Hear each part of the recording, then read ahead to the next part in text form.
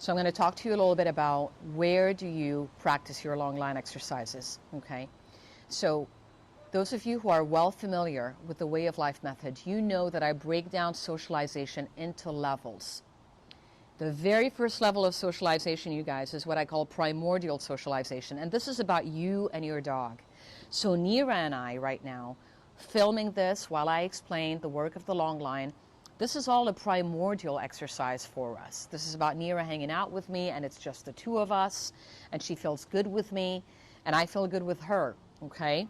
Eventually, we are able to take this relationship, we are able to take this connection to different spaces, and that's what I mean by spatial socialization. So those long line exercises that I start doing with Nira here in the driveway or in our yard or in our working space, eventually I should be able to take it to other areas, other spaces, and that is called spatial socialization.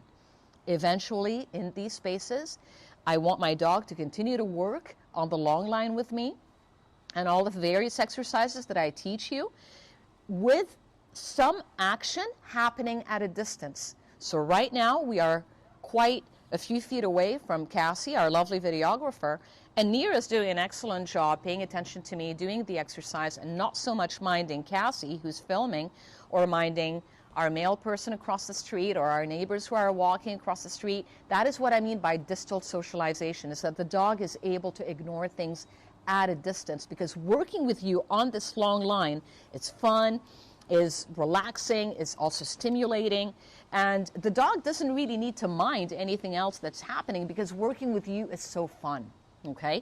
Eventually, you should be able to take this exercise to the proximal level of socialization. That means being able to work near people, near animals, near cars, near any kind of activity or stimulus that could distract the dog. So the idea of proximal socialization is the dog capable of maintaining focus, of maintaining interest, of maintaining drive, okay, at that proximal level, okay? Imagine now what would happen if I were to be working with my dog, handling my dog, and then someone comes and I talk to him or he talks to me, okay? That could be distracting to a dog. But that is what we mean by the interactional level. Is the dog able to continue to focus on me as I'm interacting with other elements and other parties out there? And also, is the dog able to interact with the world while at the same time focusing on me?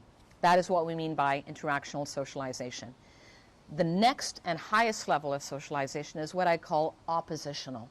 Oppositional socialization can feel uncomfortable, can feel invasive to a dog.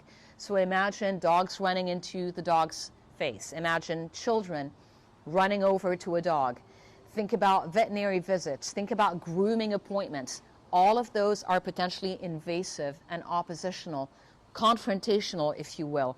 And again, we want the dog to be able to focus even with confrontational events happening, okay? So for example, if we're walking down the street and we're doing some long line work and exercises, is the dog able to recover quickly after, let's say, a loose dog came into our space? Is the dog able to recover, continue their focus, even though we were just invaded or interrupted by people and or animals coming by? That is what we mean by the oppositional level, okay? Thank you very much.